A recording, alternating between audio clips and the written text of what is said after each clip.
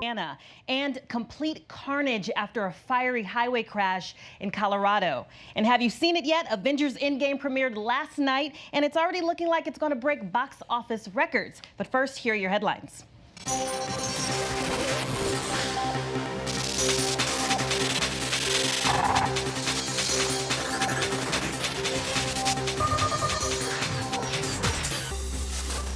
Baltimore's embattled mayor is facing growing calls for her resignation. That's after FBI and IRS agents raided her home and offices Thursday. Catherine Pugh is under scrutiny for the sale of her self-published children's books to entities that do business with the city and a hospital where she was a board member. The 69-year-old Democrat is on paid leave for health issues. Greer's putting the ball on a play. He gets it out deep and Havlicek steals it. Over the stand throws. Havlicek stole the ball. It's all over. It's all over. NBA legend John Havlicek has died after a long battle with Parkinson's. Havlicek played all 16 of his NBA seasons with the Boston Celtics, winning 8 championships. Only 2 players, Celtics teammates Bill Russell and Sam Jones, have won more championships in NBA history. John Havlicek was 79 years old. Bruce Springsteen will release his first album in 5 years this June. Called Western Stars, Springsteen said Thursday the album draws some inspiration from Southern California pop records of the late 1960s and early 1970s.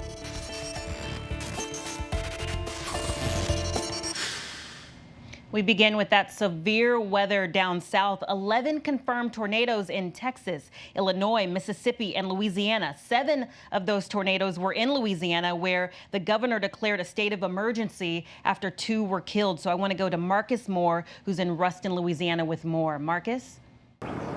Well, Kimberly, good morning. The devastation here in Ruston is absolutely breathtaking. This is a hotel that took a direct hit, and you can see this pile of debris, and the roof, the ceiling is gone, and you see the bricks there.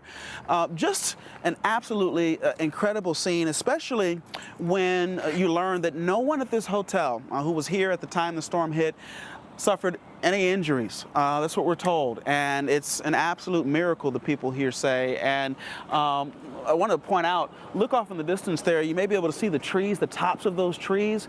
See how they've been snapped? The tornado came from that direction in the middle of the night and aimed straight for the homes you see in the distance and this hotel that we now can tell has been destroyed. I mean, room after room has been left in ruins. And we spoke to a woman who works here, and she says that she got a text alert about a tornado warning at about 1:38 in the morning.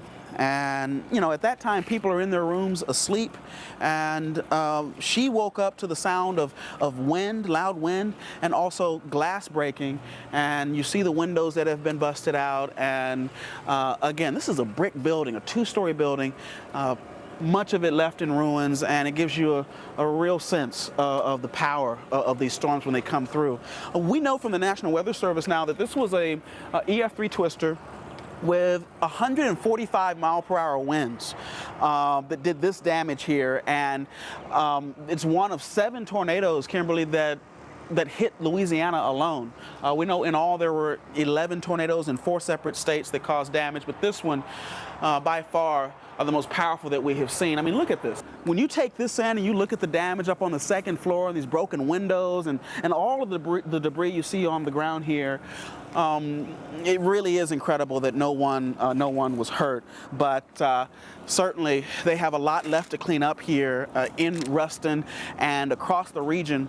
The storm was on the ground, we are told, here in Louisiana for about 150 miles. It left a path of destruction along that stretch. So this was a significant event, and they are just thankful that no one was hurt here at this hotel. But sadly, we know that a tree did fall onto a home and killed a young woman and her son. Those are the 2 fatalities that we know of here in Louisiana and in Ruston. And the Louisiana governor has already declared a state of emergency here. So, Kimberly, just an absolutely a breathtaking and heartbreaking scene here. But the folks here are optimistic that they will be able to recover from this. Kimberly? Thank you, Marcus. Absolutely heartbreaking. I can't even imagine. And with that, we're going to give you a national forecast with Rob Marciano. Rob?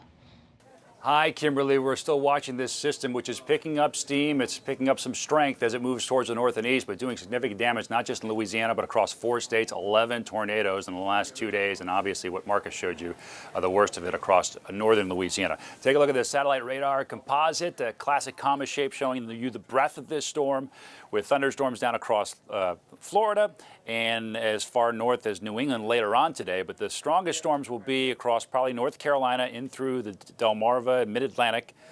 Strong winds. Could see an isolated tornado in D.C., Philly, Baltimore. Those are all areas that could see it.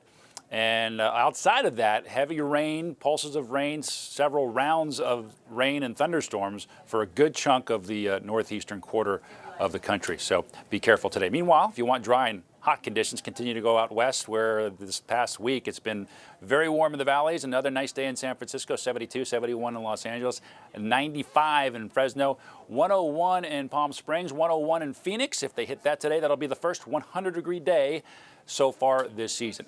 But they still have a lot of snow in the Sierra. This is the Mountain Pass, Tioga Pass there near Yellowstone, where they've had nearly twice the amount of snowpack they would typically have this time of year. So we're looking at them trying to clear that pass for the summer and bright sunshine, but still a lot of snow. Speaking of snow, our next storm up is going to be a cold one. So we have winter storm watches posted from Rochester, Minnesota, Mason City, Iowa, east towards Milwaukee, Wisconsin, for the potential of seeing some decent snows here beginning tomorrow, lasting tomorrow night into early Sunday. 4 to 8 inch swath, locally 9 inches in spots. In Chicago, you're probably going to see some wet snow with this, maybe accumulating, especially away from the lake. So winter not wanting to give up just yet. Kimberly, lots going on weather-wise. Back over to you. My goodness, the weather is all over the place. And we're going to go back out west to a very unfortunate story out of Colorado. Look at these images. Multiple people died and several were injured in a fiery highway crash. One confirmed fatality, and police expect the death toll to rise. And they're now saying 28 vehicles were involved in this crash, and the driver of the tractor trailer that allegedly caused it is now in custody on multiple counts of vehicular homicide. So I want to go to Clayton Sandell, who's in Lakewood, Colorado, with more. Clayton? Hey, Kimberly, this was an absolutely horrific accident, and you can see behind me here that this major interstate is still completely shut down. I-70 has only emergency vehicles on it right now. Over here, they're actually taking cars off of the freeway and routing them around this accident. This happened during the Thursday evening rush hour commute. There was a lot of traffic right here because an accident ahead had stopped everybody, so nobody was really moving except for, police say, an out-of-control semi that came racing down the emergency lane for some reason and ended up right here where it collided with a bunch of cars. One person was confirmed killed right away, but as authorities were able to get into the scene overnight, they told us multiple people were killed, but they still haven't given us a firm number because they're still trying to account for everybody who was here and identify the dead. And you can see many hours later the wreckage still underneath this overpass here. There are burned out cars and trucks and burned out semis there as investigators examine the scene. One of the semis was carrying a load of lumber. Another one was carrying mattresses, which is why this fire burned so hot and so intense, and there was so much smoke. And that is actually one of the problems, because the heat from the fire actually damaged the surface of the highway here, but also may have compromised the safety of the overpass here behind me here. They're actually worried it could come down. So it could be many hours. They may need many repairs before this interstate is reopened. Kimberly? Clayton, that is absolutely unreal. Very, very sad story starting the weekend. Guys, do you remember the name Maria Butina? She admitted and pled guilty to being a Russian agent trying to influence U.S. conservative activists and Republicans. And today she was officially sentenced to 18 months. So I want to bring in Kira Phillips in our D.C. bureau. Kira, can you just give us more information about how this court proceeding went? She actually spoke in court as well, right? She did, and I'm actually reading it, Kimberly, right now. This is what Maria Butina just said moments ago. I came to the U.S., like many others, to better my life. This is what she told the court.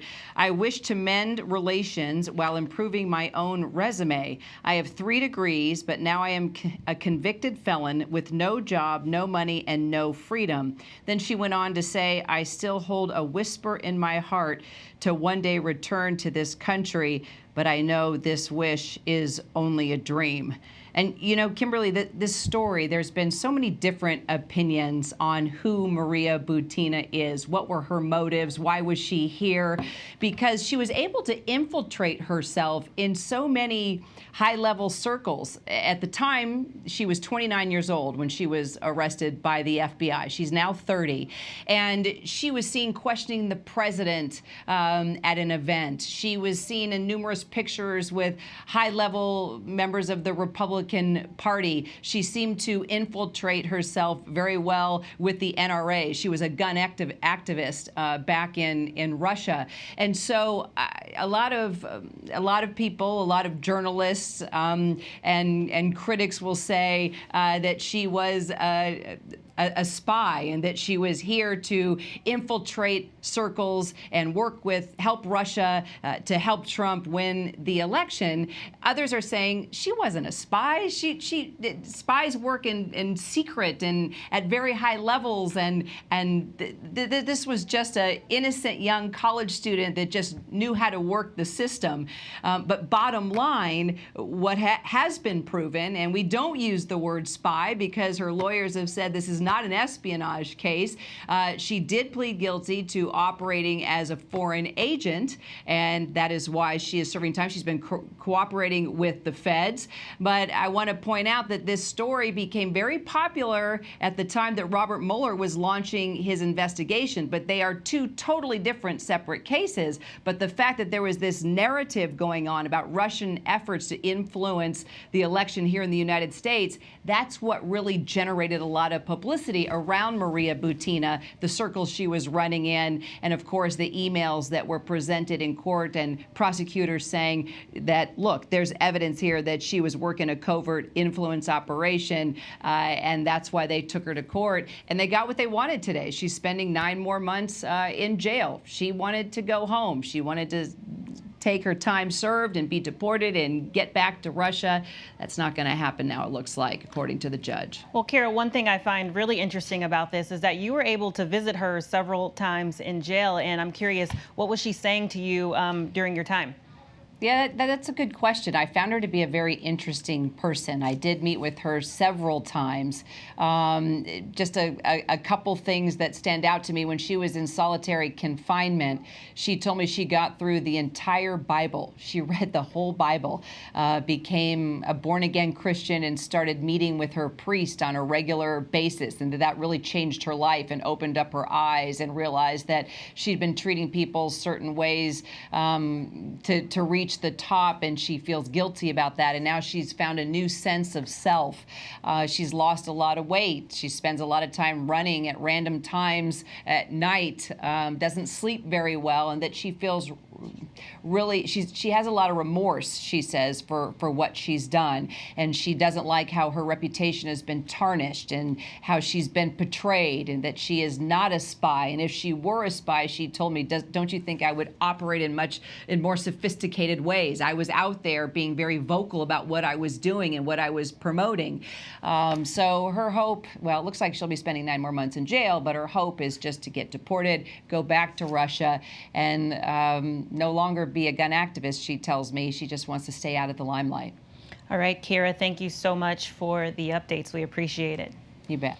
All right, guys, and we're moving on to Washington. President Trump is denying a Washington Post report that his administration was presented with a $2 million medical bill for Otto Warmbier's release. So I want to go to Serena Marshall at the White House now to get more details on this. Serena, first, can you just give us a refresher on this particular hostage situation that happened like back in 2016?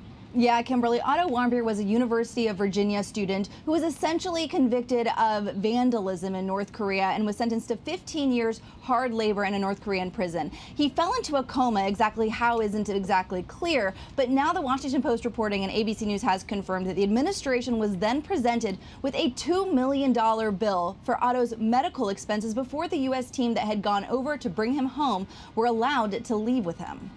Yeah, and so we saw the president tweeting about it this morning. Can you just remind us of what he said? Yeah, well, he tweeted about it this morning, saying at no time did the administration pay a medical bill. He also spoke about it right before he was leaving for the NRA convention. He said, "We did not pay money for our great Otto. No money paid. There was a fake news report that money was paid. I haven't paid money for any hostage." Now, it should be clear that neither the Washington Post nor ABC has reported that money was paid for Otto, but we have confirmed that they did sign a letter of intention to pay for his release. Now, one administration official tells us that the bill was irrelevant because we were never going to pay it. In fact, we were told it sat at the Department of Treasury for a number of months. It's not clear exactly what happened to it after that point. Kimberly. All right, and so, yeah, Serena, the president was also talking about Joe Biden, who entered the race just yesterday, so take a listen to this. How do you beat Joe Biden? I think we beat him easily. I am a young, vibrant man. I look at Joe. I don't know about him. I don't know. Is he too old? I would never say anyone's too old, but I know they're all making me look very young, both in terms of age and I think in terms of energy. I think you people know that better than anybody. All right, so it looks like President Trump's ready to take him on, yeah? Yeah, definitely. President Trump is ready to take on Joe Biden. Remember, President Trump is 72 years old. He's taking a swipe at the former vice president, who's 76 years old. So that 4-year age difference really hits their vibrancy, according to the president. The president also nicknaming Joe Biden yesterday on Twitter when he entered the race, Sleepy Joe. I'm sure Kimberly will be hearing that nickname a lot in the coming months. But remember why Joe Biden said he wanted to enter the race. It was over Charlottesville. He said that he was concerned about the future of our nation. So our ABC's Terry Moran asked the president about those Charlottesville comments. And I was talking about people that went because they felt very strongly about the monument to Robert E. Lee, a great general, whether you like it or not. People were there protesting the taking down of the monument of Robert E. Lee. Everybody knows that. Now, that seems to be, Kimberly, a revisionist history. If we look back at what the president actually said, it was he condemned the behavior on many sides, and he repeated the many sides he did. Then, after a lot of pushback by Republicans, changed his tone. But then only a few days later, he went back to say there was a lot of blame on both sides. And that all around, of course, the death of Heather Heyer. All right, Serena Marshall at the White House, thank you so much. And a reminder to all of you watching, former Vice President Joe Biden will be on GMA, Good Morning America, with his wife, Jill Biden, on Tuesday, talking to Robin Roberts. So you're definitely going to want to check that out. All right, guys, and now we're moving on to a story that we've been keeping you updated on for a while. There's now more than 300 students, faculty, and staff at UCLA and Cal State University who have been quarantined after being exposed to measles in a library on April 11th. So I want to go to KABC's John Gregory with more. John? Well, Kim, the measles virus has now spread to California in a big way. Both campuses, Cal State Los Angeles and UCLA, impacted by this. Authorities believe 2 students, one at each school, have the virus, and now the fear is they may have spread it to others. Dozens of students and faculty have been sent home at both schools until they can prove they've been immunized. Authorities believe the 2 students may have contracted the measles overseas. The measles extremely contagious. The disease can linger in the air for hours after a person infected is in the area. So this is a real concern for authorities. They are warning and reminding anybody, if you haven't been immunized, now is the time to get it done. Reporting from Cal State Los Angeles, I'm John Gregory. I'll send it back to you, Kim. All right, thank you so much. Guys, if you've been watching this show, then you know I always say continue to take care of yourselves, because mental health and mental wellness, it's a priority of mine. It's also a priority of my team, and it's super important to all of us. So April is National Stress Awareness Month, and we wanted to give everyone some tips on how to manage it. So I sat down with ABC's Dan Harris to have hopefully one of many conversations. He's not only the co-anchor of Nightline and Weekend GMA, but he's also a New York Times bestseller for his book 10% Happier, which is about meditation, etc. So I've never been more excited to have a stressful conversation. So take a look at part of it. Let's talk about FOMO. You have things going on and you can't really figure out how to not do everything. How do you solve that issue? It's, first of all, I don't want you to beat yourself up. It's totally natural, and it's put on steroids when you have social media.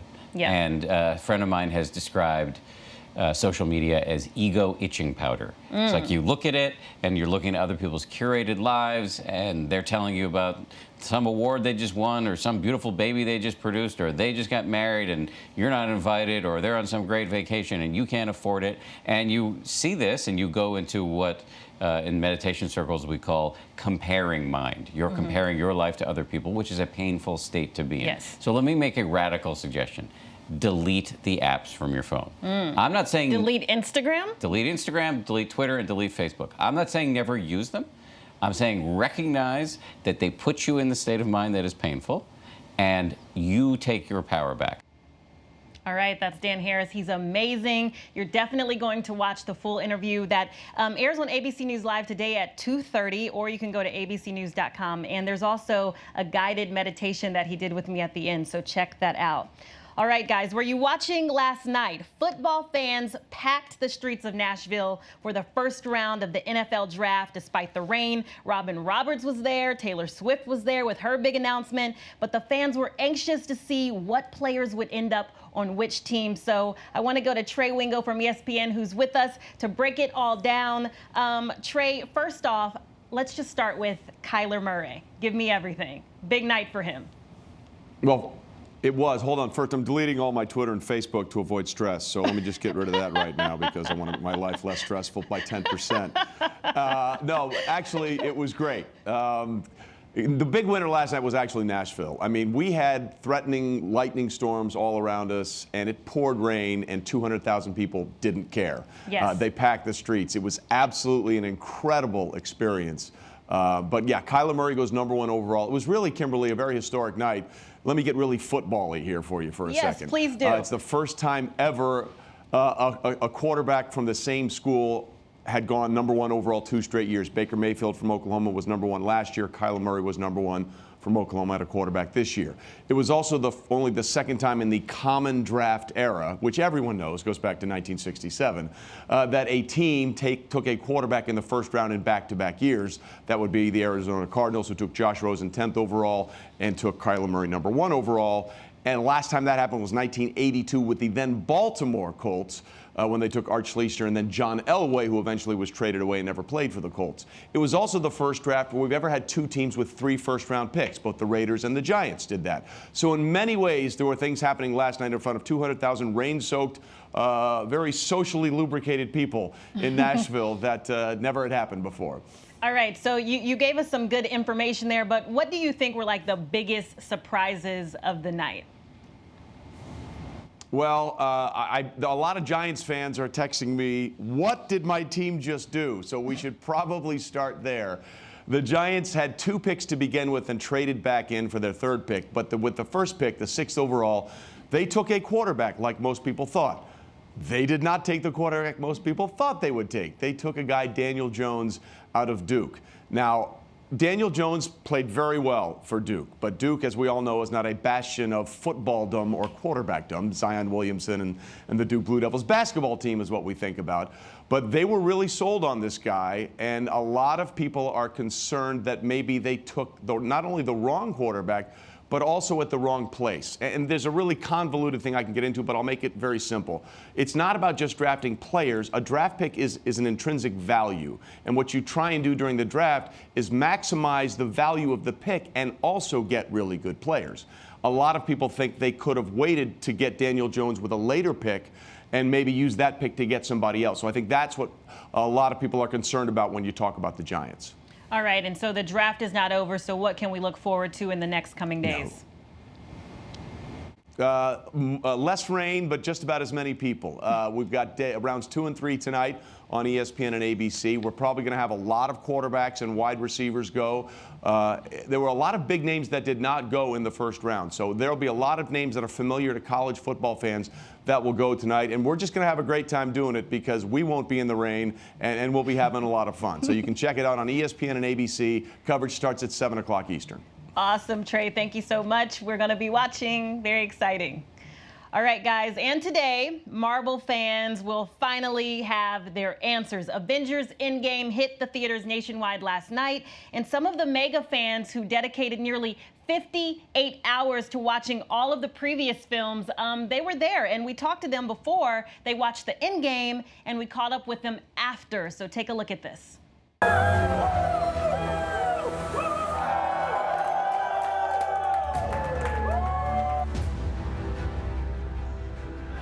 It took me a total of 3 seconds to sign up for it once I realized that you can watch every single MCU movie in one single sitting. I've literally only slept 1 hour, and that was the 1 hour where they weren't showing any movies. It's been difficult. It's a long amount of time. Almost, it's not even over yet. So you just black out 59 hours. You definitely just black out sometimes and just wake up out of nowhere. None of us really know what's going to happen. Everybody has theories. Some people were gasping during films. And I was like, that person just came up with a new theory about like time travel or something. So I think we don't know what's going to happen, and that's kind of cool. Well, we're in the end game now. I'm really exhausted. Last night I slept under that table over there. And so you haven't showered since you got here? I have got like little wet naps that I put on myself so I can do, and the deodorant, yeah. And then I brushed my teeth. So that's how I'm trying to maintain looking normal. I haven't shaved in probably 3 days, but you know, there you go.